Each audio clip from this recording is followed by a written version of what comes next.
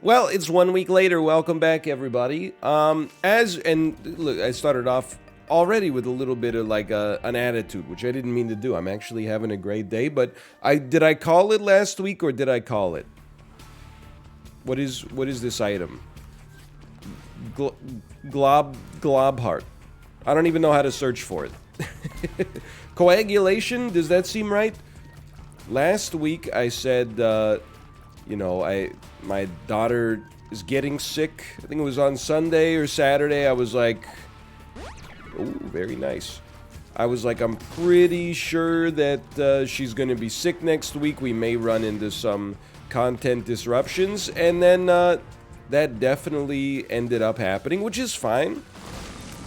I didn't know that could blow up rocks. That could be very useful. I honestly think, like, the stages of grief? How there's like denial, anger.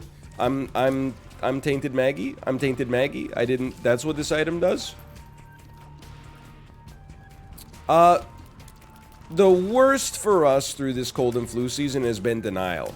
She's not sick. She just has a little fever because she's teething.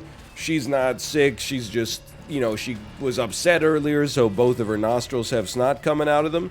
Now, I would say, like, we're at the point where we've disabused ourselves of that notion. When she's getting sick, we no longer... Well, I mean, we're treating it like Elden Ring, right? Like, we no longer look at it and say, how can I farm some souls to get out of this? We just look at it and say, you know what? We're going to have a bit of an off week as a result. It's up to us to just, I think once we stopped pretending that we weren't going to have a sick baby and also that we weren't going to get sick in the process, we gotten so lucky with those. Life has become a little easier, honestly. Oh, that's pretty good too with what we got going. And you know what? That helps too. It's still, don't get me wrong, it's still pretty annoying when it happens, especially because it obviously, for us, happened this time because somebody was in denial about their own kid being sick and then sent them to daycare. But also, like I said in the last episode, I'm trying to be a little bit more empathetic, understand, everybody's doing their best. You got a lot of plates spinning in the air at the same time. These are strange times. Take me out here. But yeah, we're doing well, actually. Like, I'm not... I know how this sounds like copium. I thought I wasn't going to get sick. Then I definitely got sick. Like, Wednesday, Thursday, Friday, I was pretty sick. Today, I'm symptom-free, except I sound like a nerd. I'm over it. I feel like 99.9%. I just have... I think, like, some... the amber mosquito from Jurassic Park? I didn't want to use it because I want to save it and blow it up on a big room with rocks and get a bunch of money for it. Bob had a baby, it's a boy. I think that some of my mucus has become like that amber mosquito from Jurassic Park. And it's just placed itself like deep within my sinus cavity. And it will one day, and this has happened to me before, one day I'll just be hanging out, man. I'll just be enjoying life. And then I'll feel like almost when you get water out of your ear, but in your nose instead. I'll feel like a, and then almost like a hiss, like a, just like when you drink that first sip of McDonald's Sprite and you feel it cleaning out your pipes. It's gonna be like that, and then I'll be able to breathe easily again, and hopefully I won't sound like as much of a nerd. Hopefully, but some things never change, and for everything else, there's MasterCard. But yeah, it's been good, honestly. So we're at, again, people always, I think they make a bad faith argument. They're like, it's your kid. You shouldn't be mad about spending time with your kid. I'm not at all, but it does, you structure your life around your child being in daycare, and then they're in daycare, they're out of daycare, they're in daycare, and it throws you for a loop. House gets messy. Everybody's a little bit more stressed out. Everybody's a little busier. The day-to-day, requirements of your chores and stuff like that, or they fall to the wayside a little bit. Everything starts to grind down, It becomes a little bit of it's a marathon. You got to start to pace yourself. You got to be gentler with yourself. But we're at, like, I don't know, this would be day 10 or day 11 of essentially full-time baby duty. The baby is symptom-free now as well, going back to daycare tomorrow. I'm very happy. Couldn't be happier. But also, it may be fleeting. Who knows? And then secondarily, it's not like I have a lot of anecdotes from the past week. I barely left the house. We did go to activity gym, but it's getting like, it's very strange now. I'm the only person at activity gym lately. Well, that's not true, because my child is a person, and the instructor is a person. But it's now becoming almost like, I guess business has slowed down a little bit at this particular establishment. Because it's just me and the instructor most of the time, and my baby. Normally, like, when we were going to the activity gym, I think we don't want anything here. Although they're good, I don't think we can afford the HP. I've learned my lesson. It was maybe like 6 other parent-child combinations there, which is a great number. It might sound like I should be happy to have like a private class, but that's not really how this goes. You know, you're singing a lot of Old MacDonald. You're singing a lot of the Wheels on the Bus. So the more people as adults that are around to sing along, I think the better overall it makes it to begin with.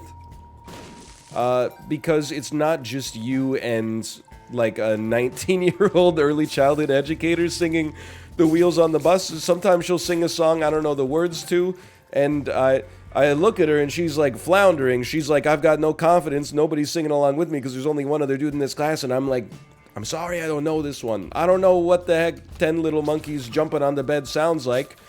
And then it might sound a little strange or backwards, but I mean that part itself is like a little awkward. But then also she almost gets like too much attention during the class, you know? Like usually when there's a bunch of kids there, there's some supervision that has to be done. You can't just hang out around like the one kid. Oh, the one kid that's there. You gotta, you know, mess it, or not mess it up, but you gotta walk around, mix it up. You gotta mix it up. You gotta see, oh, Henry's over here doing this. Great job, Henry. Hey, Isabel, do you know what this shape is? No? Okay, that's normal. You're like literally 17 months old. A lot of adults don't know that that's an octagon. They would say hexagon. 30% of adults would say hexagon, so you're not doing that bad.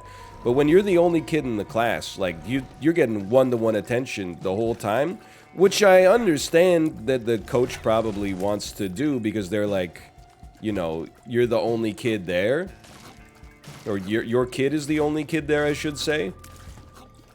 They want to feel like, you know, you feel like you're getting your money's worth. But I'm like, man, honestly, I should just talk to the instructor next time and say, if you want to look at your phone for like 15, 20 minutes, I got you. I know I can't speak for whether or not your boss would be okay with that. But me as the customer, sincerely, and I'm not trying to tell you to go away. Like, I'm happy that you're helping here. But also, like, I got it. She's just going to walk around. She's going to climb on some stuff. I'll stop her from falling over, and I'll ask her what things are. And then when you got to pull out some of the proprietary equipment, that's when you can come back in and be like, whoa, check this out. But then it gets really awkward, and I think it was awkward for my daughter, too. They pulled out the, I don't know if you've ever done one of these things, but there's like a parachute. I thought that was going to hit. God is my witness, I thought that was going to hit. They pull out this parachute, and normally when you got a lot of kids there, it works really well, you know? There's 6 parents, 1 instructor. Everybody grabs the parachute, they throw it over their heads, they throw it under their heads, creates a lot of wind, the kids go crazy. It's a wonderful situation for everybody involved, right? Hold on, this is incredible. It's amazing. It's a little annoying. Never mind, with Lusty Blood, I'll take the annoyance, I don't mind. Ooh, not so bad, huh? But with only 1 instructor, 1 dad, and 1 kid who's not really that aware of what's happening during the parachute phase, they had to bring in... Excuse me, I'd just like to see what this is. No thanks, no thanks. They had to bring in other instructors in order to hold the parachute. So now it went from a 1-to-1 instructor to child ratio to like a 4-to-1 instructor to child ratio. They're all singing the songs. I don't know all the songs. So now it's like 5 college students all singing songs and me and my daughter's like, you know, wandering around the whole gym. And it's just a weird little private concert I didn't ask for. Anyway, it's not their fault. I'm not hating on the business at all. It's a nice little break from normal dad duty. Dude, I'm not flying around for these. Are you crazy? If they're close, I'll get them. But there's no chance on that one. Don't make me laugh. I'm out of here. I'm just hoping maybe some more parents come back to the activity gym, man. I'm out here like it's almost it's like more stressful for me to be at the activity gym now, because now I'm not just like responsible for my daughter's feelings. I feel like I'm also responsible for the instructor's feelings. Like if I just you know, don't pay attention or like you know, ignore them to focus on my child specifically, I think they're gonna be like, you know, maybe they're gonna have a crisis. They're gonna be like, this isn't what I'm cut out for. This isn't what I signed up for. But I think it's okay. I think it's just that every other parent involved in this stuff probably also has a child. Ooh, a little spicy. That's, well, I hope they have a child, but a child getting sick like once every 3 weeks during what, to be honest, I don't know if you've been outside lately, but has been a pretty rigorous cold and flu season lately. That's not just me saying that as a coping mechanism. When we saw our doctor a couple months ago, she was like, yeah, the cold and flu season's been crazy this year.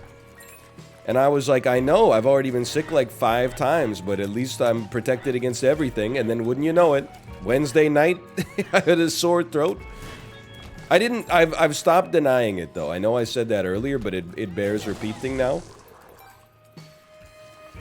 Last time I had a sore throat, I was like, I'm not that concerned about it. It's probably just dry air. This time I was like, I got guns to my head. I think I'm going down. I can believe it's happening in my hometown. XL? Not XL, just a very large floor. Yeah, and then I was a little sick and it's fine. No problem. Anyway, so yeah, that's pretty much been it. But the weather's getting nice. I saw, this isn't in Vancouver, but, you know, a couple hours south of us in Seattle. They're oh, that's actually useful here.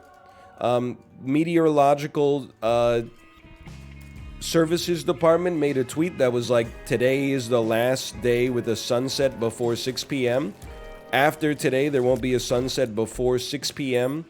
until, like October 24th or something like that. And I was like, let's go. I didn't say it, but I thought it. I thought to myself, let's go. Hannah Montana. And we're even more northerly than Seattle, which I want both of these, man. Hold on. What's this huge pill? I'll take it. I don't care. Whoa, my shot speed's going freaking sicko mode. Curiosity rover. Not a secret room, huh? I mean, it's really hard for me to not, like, play this arcade back here, especially with Lazrag. So let's give it a try. We're more northern, which I think means that our sun sets earlier in the winter, but later in the summer. That's my understanding of directions.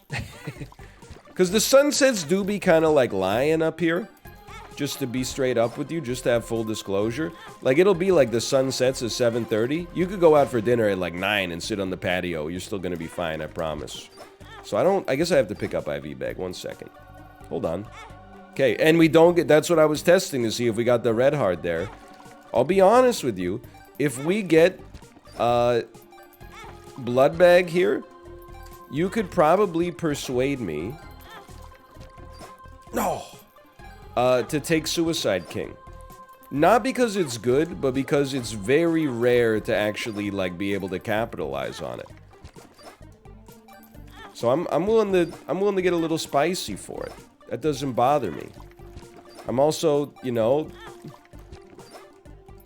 Picking up some money in the process here. There, thank you, I appreciate it. How does this work?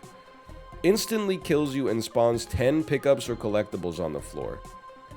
I don't know if it matters what room you do it on, but like, why don't we try it on this room? Just to see, because like these items are superior. As you can tell. This item pool is superior. I mean, even just Little Horn is really good. Okay, a guppy item that you can see what's in the chest. That's really good too. High Priestess, a strength card. I don't know if I should do that. I was a little scared. I guess we could always strength out if things become a problem. Another shot speed up. I told you we were going sicko mode. Hannah Montana. We don't need this strength here. We don't know this one, right? I'm willing to try it. Whoa, that's insane! That's so good! I think we actually ended up, you know, coming out smelling like a rose on that one.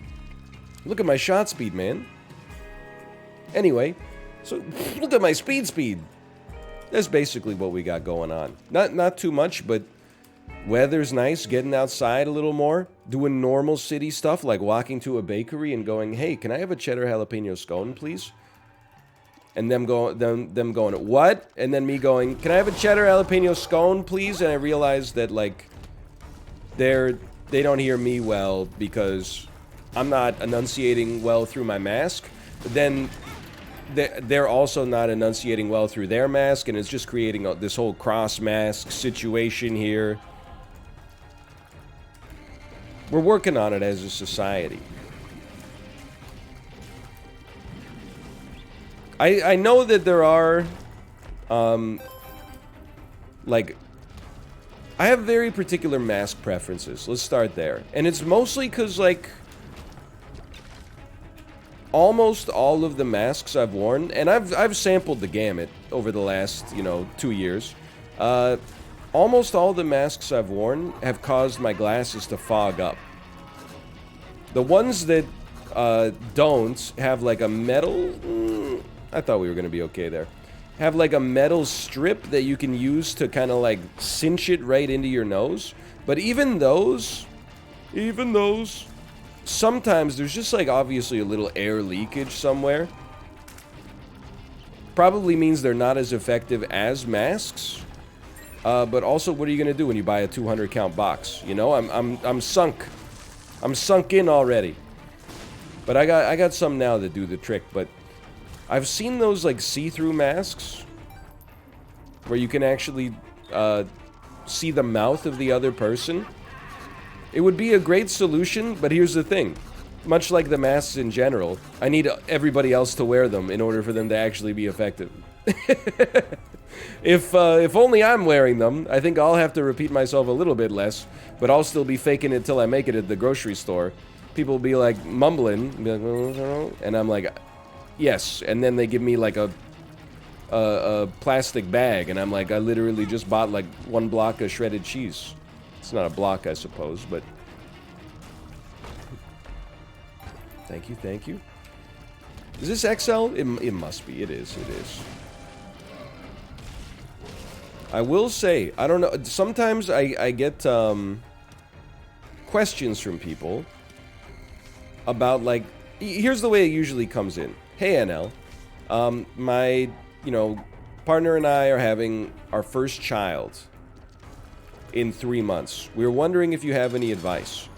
Typically, my honest advice has been like, just take it day by day. Like, maybe read a couple of the baby books. You can't go wrong reading like a baby book, but also like a lot of it is like self-explanatory. But I do come up with like action items. Like here's one, not just for having a child, but for maintaining your life when you have a child. When you have a toddler, always have tortillas and shredded cheese on hand. It can solve you a lot of problems. Oops, we don't have stuff for her to have like a dinner. Guess what? Now you got a quesadilla. That's basically it. Plus, on nights where you're like, she's gonna have a quesadilla, maybe you throw a little meat on top of that, all of a sudden you and your partner have fajitas. You know what?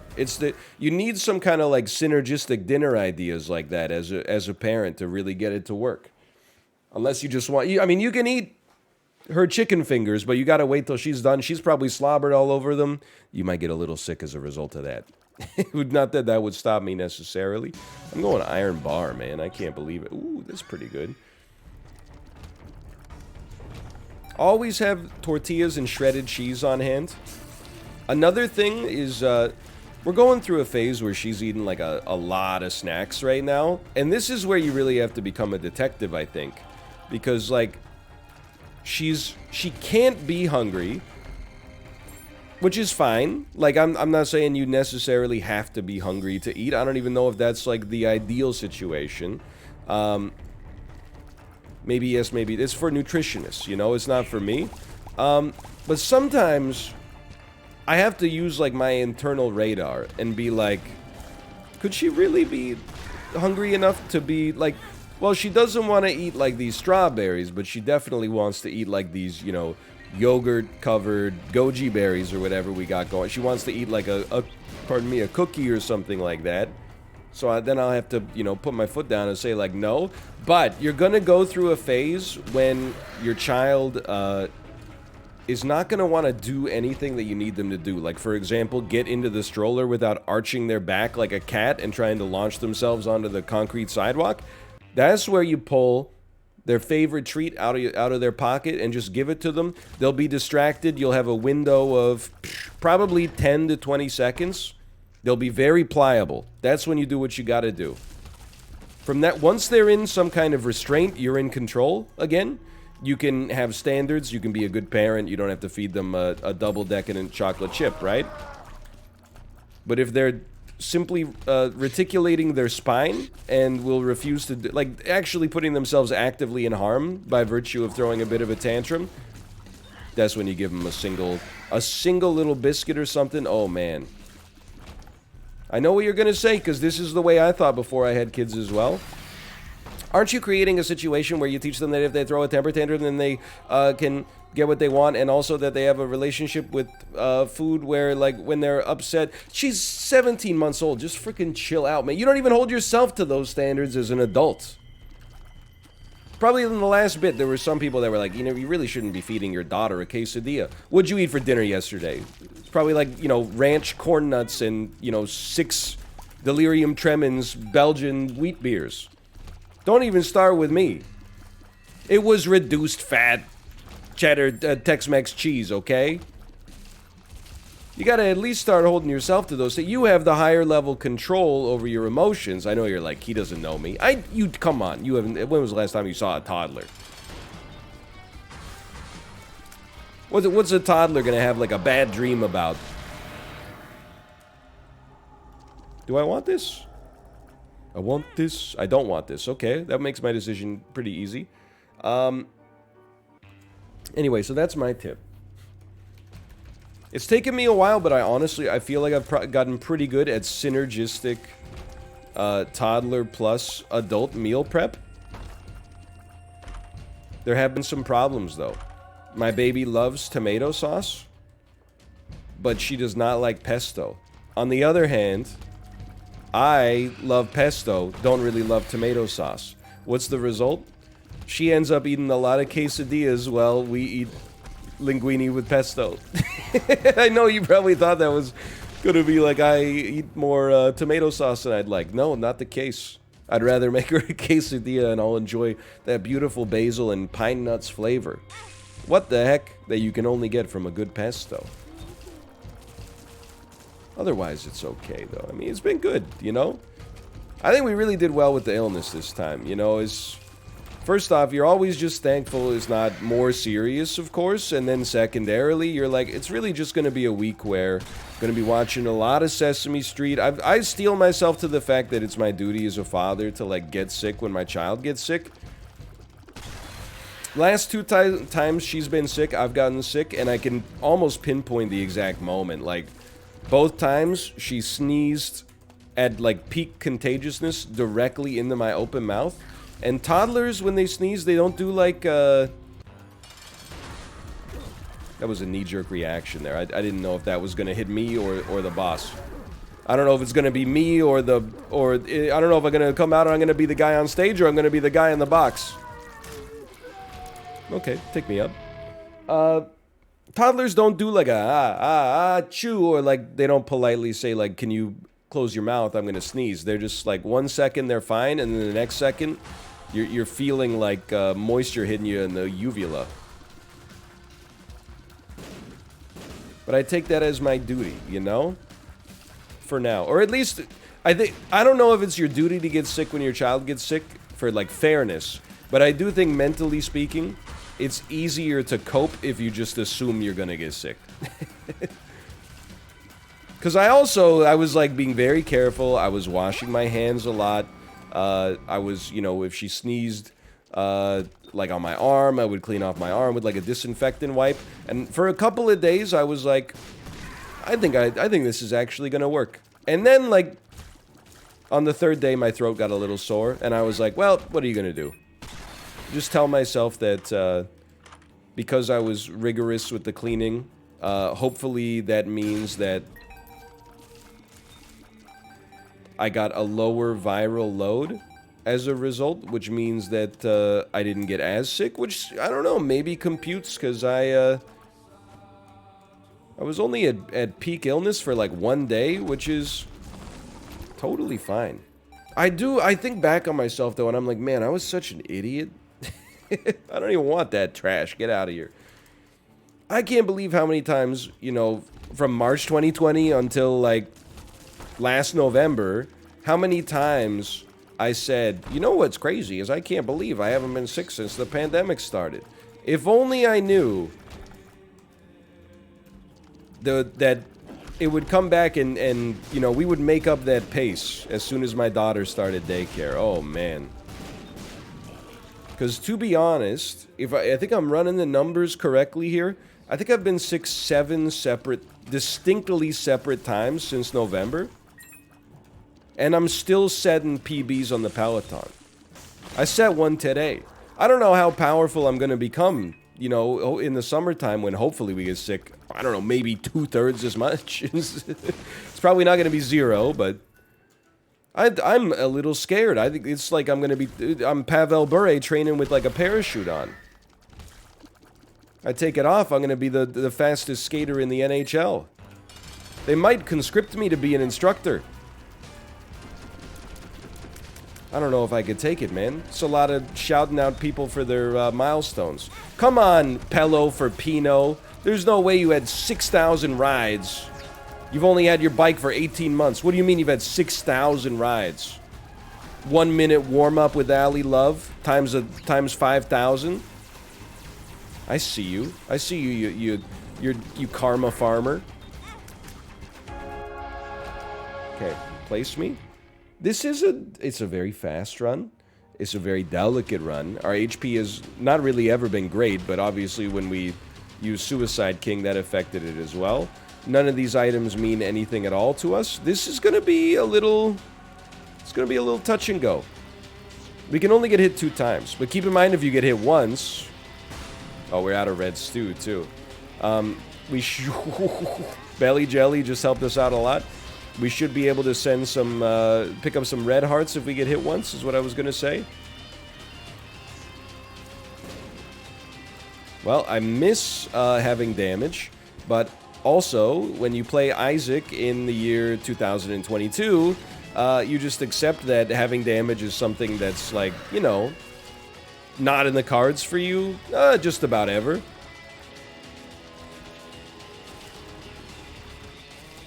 We got a couple of contingencies, you know. We got Little Horn. That's helpful. I just realized we hit a dead end. Psychologically, I don't know if I'll ever recover from this. A dip upon clearing a room. You know what? I'm pinning my hopes and dreams on that. Honestly, I would like to get Lust to Die last here. I thought about getting a card, but I think please... If we can get Lust to Die last, we got a chance at Spun. Oh my god. Oh my god. Well, it just goes to show you how little damage I'm doing. I basically could not control who I killed first. I think the 4.5 volt is doing some work for us, too. I was going to call it 14.5 volt. That's how out of practice I am.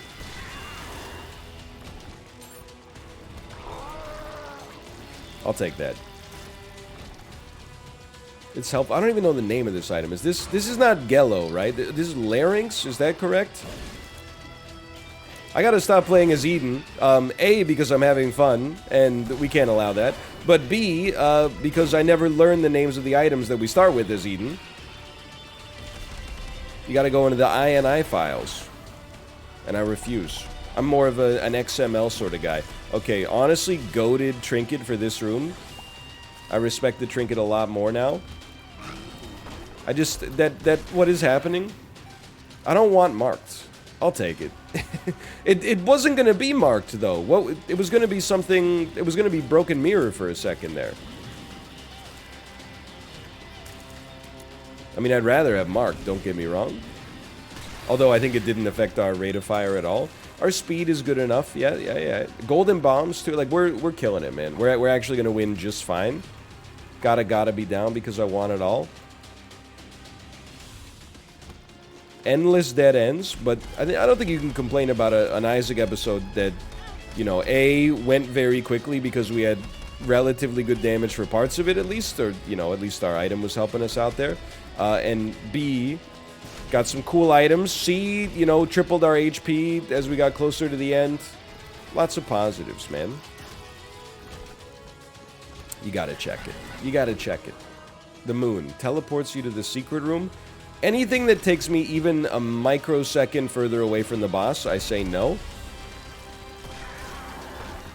I say yes, large zit. I think our luck stat is pretty good too. This might help. Anyway, so that's where I'm at this week. Hopefully, I'm not saying we're going to get a ton of Isaac episodes.